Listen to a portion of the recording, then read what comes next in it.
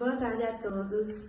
Meu grupo é composto por Joyce Lopes, Maria Eduarda, eu, Maria Elisa e Maria Victória. E nós vamos apresentar o artigo que escolhemos, Sucesso no Campo Escolar, Condicionantes para a Entrada na Universidade no Brasil, escrito por Fernando Gonçalves de Gonçalves e Marília Pata Ramos. No primeiro tópico, nós vamos apresentar como foi o processo de busca desse artigo. O trabalho que iremos apresentar tem por objetivo de realizar uma leitura metodológica da pesquisa de um artigo original, que é resultado de pesquisas empíricas. A busca ela foi realizada entre os dias 2 de junho a 17 de junho de 2025, utilizando a base de dados do Google Acadêmico e também do site Cielo Brasil. Foi adotado como critério decisivo de busca artigos originais que mobilizassem os conceitos do estruturalismo. Então, para tanto, aplicamos os seguintes filtros. A área de conhecimento foi a sociologia e ciências sociais, sem restrições de ano de publicação, idioma e língua português. O nível de escolaridade e aprofundamento da pesquisa para resultados de pesquisa de mestrado e também de doutorado. Além disso, o processo foi orientado pelas seguintes palavras-chave: o estruturalismo, funcionalismo, materialismo dialético, sociologia, educação, Lévi-Strauss, Piaget, Pierre Bourdieu e também Karl Marx.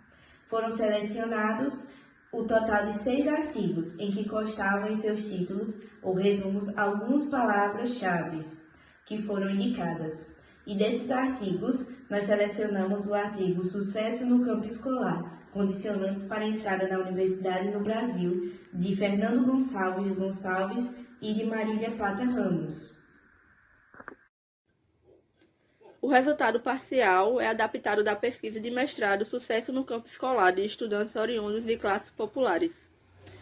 Estrutura e trajetórias financiada pela Coordenação de Aperfeiçoamento de Pessoas de Nível Superior, CAPES, da Universidade Federal do Rio Grande do Sul. Sucesso no Campo Escolar, Condicionantes para a Entrada na Universidade no Brasil, escrito lá em 2019 por Fernando Gonçalves e Maria Pata Ramos.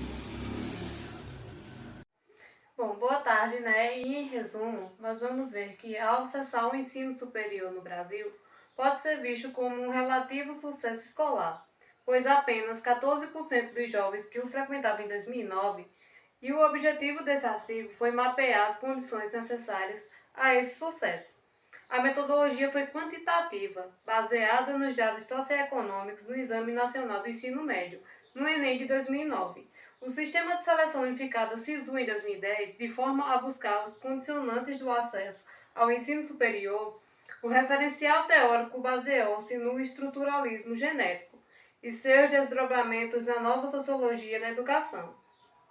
Os resultados indicam que, apesar de o capital cultural ser importante, como mostra a influência dos indicadores que o operarizaram, a escolaridade dos pais, hábitos de leitura e etc., o capital econômico é determinante sobre as classes de sucesso.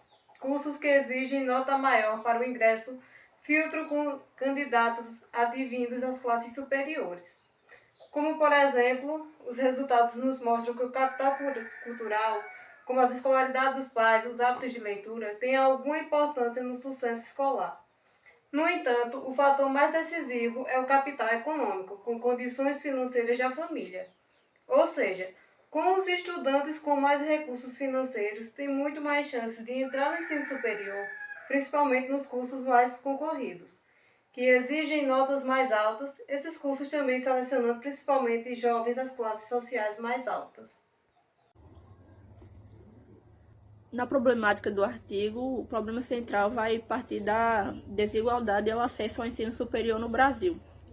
Aí lá na página 2, vai dizer que o acesso à educação superior é no Brasil o ponto central da consolidação das desigualdades educacionais e que em 1992 apenas 4% dos jovens estavam e frequentavam as universidades, que em 2015 esse número subiu para 18%, mas que apesar desse crescimento no acesso à universidade, o ensino superior no Brasil ainda continua excludente para a maioria da população.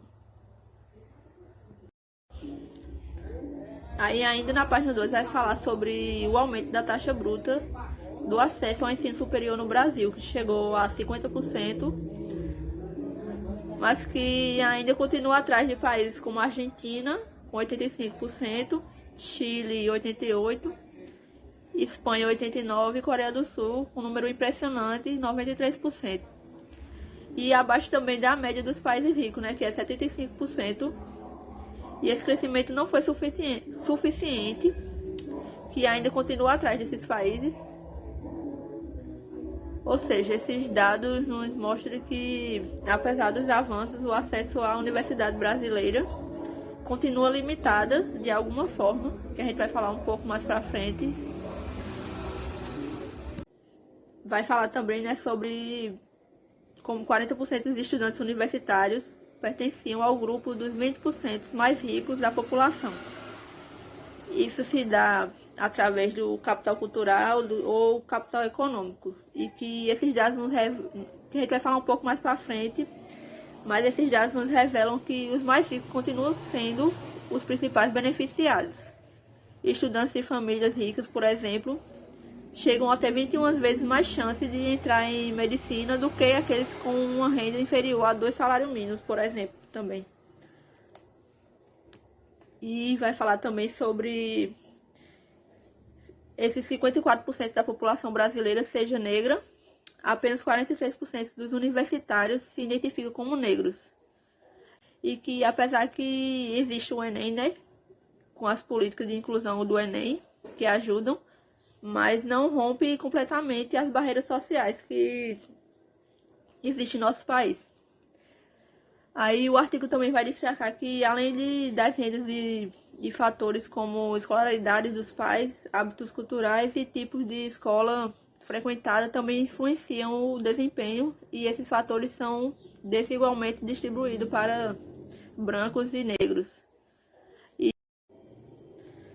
Aí, né, para finalizar essa parte da problemática, lá na página 17 vai falar sobre como o crescimento no acesso ao ensino superior no Brasil teve um avanço, mas não foi suficiente para romper com as desigualdades sociais e educacionais históricas. Que isso tem a ver a baixa renda familiar, ao trabalho durante o ensino médio, famílias numerosas e a idade avançada também, que pode prejudicar o acesso ao ensino superior também. Aí, ou seja, a desigualdade ao acesso à universidade vem da falta do capital econômico e cultural, principalmente. E os jovens de baixa renda que trabalham cedo, vivem em famílias grandes ou entram tarde na escola, enfrentam barreiras que os impedem de competir em condições iguais com a... Agora eu vou apresentar os principais conceitos mobilizados e os autores que foram referenciados na pesquisa. Um primeiro conceito é o conceito de capital cultural do Pierre Bourdieu. Ele é utilizado para explicar o desempenho escolar dos estudantes. E os autores vão citar ele na página 5. O conceito de capital, advindo primeiramente da economia, foi utilizado pelo autor para estudar e explicar as desigualdades escolares, como uma figura para falar de ganhos e vantagens que alguns agentes sociais e famílias possuem e que são mobilizados, conscientemente ou não, para conduzi-los a um nível mais elevado no espaço social. Outra parte também na página 5, que ele vai citar o capital cultural, é: Bourdieu entende o espaço social como constituído de diferentes campos de conflitos onde os agentes desenvolvem estratégias que resultem em manter ou melhorar sua posição nesse mesmo espaço. O capital cultural está nesse sentido relacionado com a configuração familiar do indivíduo.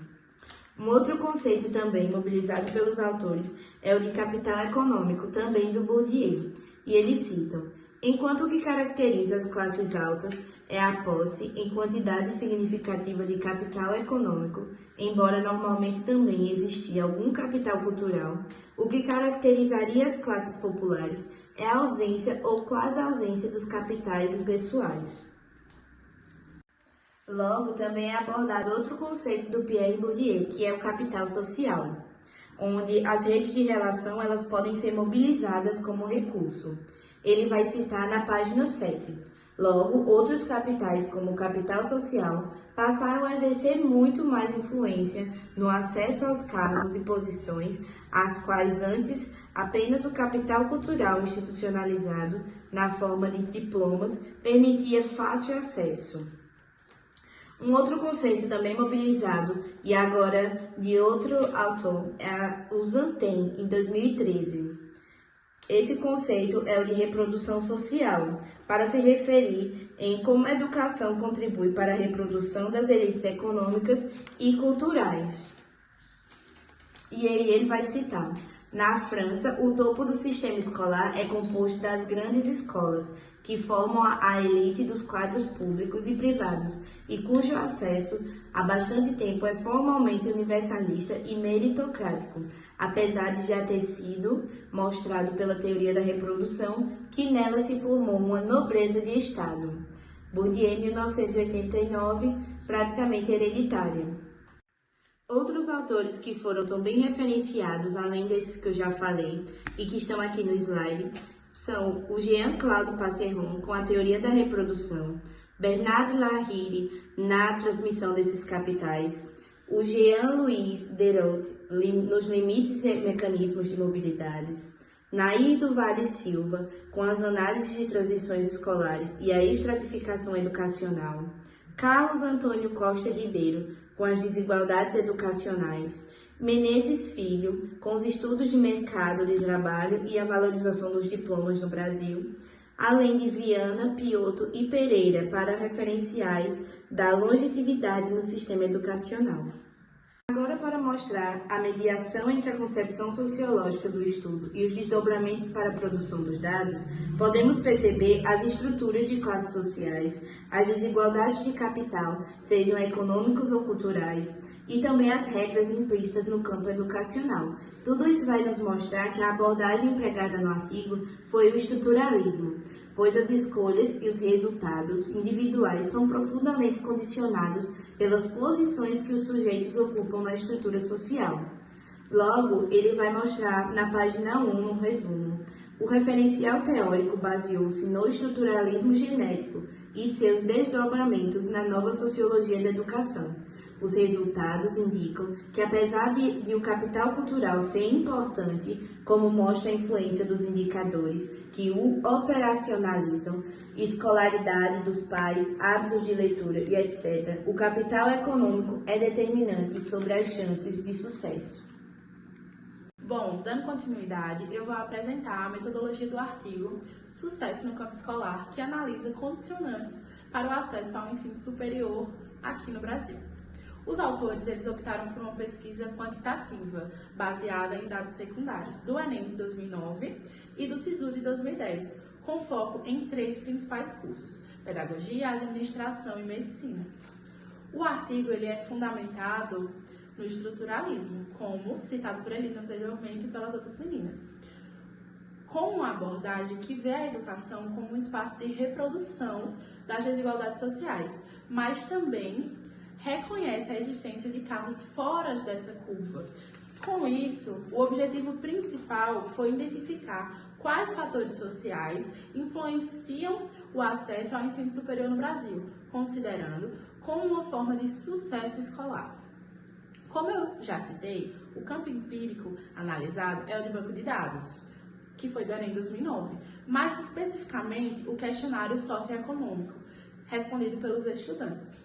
A escolha desse ano de 2009, ela não foi uma escolha aleatória, ela foi uma escolha estratégica, porque foi a partir dele, a partir do Enem de 2009, que passou a substituir vestibulares em universidades públicas, além de ser o ano com maior riqueza de informações nesses questionários que foram analisados. Bom, os autores eles utilizaram técnicas de regressão logística, analisando quais variáveis influenciaram a chance desses estudantes atingirem as notas de corte. Essas notas foram usadas para criar uma variável dependente de tômica, que seria o sucesso ou o insucesso no SISU de 2010. As variáveis independentes dividem-se em 3. Primeiro, o capital econômico, que durante o ensino médio é analisado, o capital cultural, que seria a escolaridade dos pais, os hábitos de leitura, o tipo da escola.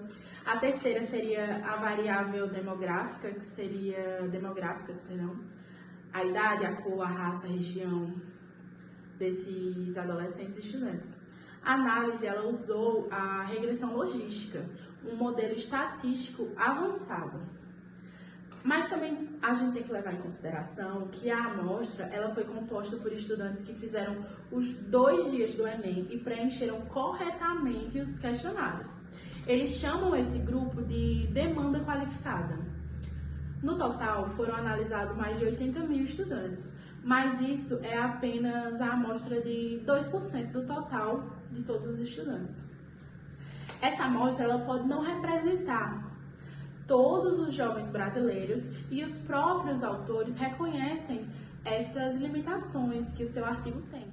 Os autores, eles entendem as limitações como sendo a base de dados do Enem, que é um questionário auto-aplicado, o que pode gerar erros de preenchimento e viés de respostas, os altos índices de falantes, o que reduz o número de casos analisáveis e pode introduzir viés de seleção, os indicadores escolhidos para representar os conceitos que podem não captar toda a complexidade desses conceitos e a amostra que foi limitada aos que completaram o Enem corretamente, o que exclui estudantes com maiores dificuldades e os que abandonaram esse processo. Para finalizar, eu trouxe aqui no slide a pergunta: qual a importância da escolha da metodologia? E nota-se que a importância dessa escolha da metodologia pelos autores, pois permitiu combinar o grande banco de dados nacional com técnicas quantitativas rigorosas, permitindo entender como os capitais econômicos, os culturais, influenciam o sucesso escolar e o acesso à universidade aqui no Brasil. Então, foi decisiva a escolha dessa metodologia utilizada no artigo. Nas considerações finais, vemos que nessa tentativa de ordenar a realidade, a partir de modelos estatísticos representativos de uma massa enorme de dados que representam milhões de casos de abrangência nacional, conseguimos, de certa forma, resultados que, se por um lado substituem a teoria da reprodução em um contexto nacional, por outro, também levam a algumas generalizações empíricas interessantes sobre as particularidades da situação brasileira. Em primeiro lugar, muitos resultados foram, dentro de certa margem, uma verificação empírica de predições teóricas. O capital cultural é importante tanto no herdado quanto no adquirido, bem como o institucionalizado. O ambiente familiar, representado por indicadores de capital econômico, a renda bem como de capital cultural, que seria a escolaridade dos pais, tem por um papel a chave sobre as chances de sucesso dos concorrentes. Ainda assim, não é possível negligenciar o efeito da escola, independente dos efeitos do ambiente familiar, que nos mostra que o sucesso escolar no Brasil depende muito da origem social e cultural da família, mas a escola também pode fazer diferença independente dessas situações. Por outro lado, disposições culturalmente legítimas, como aquelas relacionadas a certos hábitos de leitura, cumprem igual papel. A desigualdade que se observa no sistema escolar como um todo, desde o início tem uma passagem no ensino médio para o superior. O seu ponto fundamental nesse momento, o passado incorporado, mas também institucionalizado, indicado pelo tipo de escola frequentada, turno e modalidade. Por ser tanto um fardo para uns quanto um propulsor para outros, nessa batalha desigual por recursos socialmente escassos. Uma pesquisa, porém, tem seus imprevistos e dados instigantes. Surgem para desestabilizar o estado atual do conhecimento e ajudar a levá-lo mais longe. Que além da origem social, hábitos culturais como a leitura influenciam o sucesso escolar, sendo que a maioria da desigualdade ocorre na transição para o ensino superior. Mas novas pesquisas continuam trazendo descobertas que desafiam o conhecimento atual. Nesse slide, apresentamos alguns gráficos desenvolvidos a partir dos dados de pesquisa, que ajudam a visualizar e compreender melhor os resultados que foram encontrados no decorrer dessa pesquisa. A influência muito forte do capital econômico, indicado pelo aumento das razões das chances dos candidatos de alta renda, que com o efeito já controlado pelas outras variáveis, chega a elevar em mais de 500% as chances de concorrente atingir uma vaga no curso de medicina, bastante superior à influência de qualquer indicador de capital cultural. Sugere que aquela ainda é um capital bastante influente no campo escolar, não que em outros contextos ele deixe de ser de uma forma influente. Às vezes, mais do que o próprio capital cultural, o capital por excelência desse campo, o campo escolar brasileiro, pode não ser ainda o suficiente, autonomizado em umas sociedades plenamente modernizadas, onde a autonomia entre os campos é maior. Que no Brasil a renda familiar ainda tem um peso muito maior que o capital cultural nas chances de sucesso escolar, mostrando que o sistema educacional ainda não é independente da desigualdade econômica. Bom, essas são as nossas referências, o artigo Sucesso no Campo Escolar, condicionantes para a entrada na Universidade do Brasil, dos autores Fernando Gonçalves de Gonçalves e Marília Pata Ramos. Foi publicado na revista Educação e Sociedade em 2019. E muito obrigada pela atenção. Bom, essas são as nossas referências, o artigo Sucesso no Campo Escolar, condicionantes para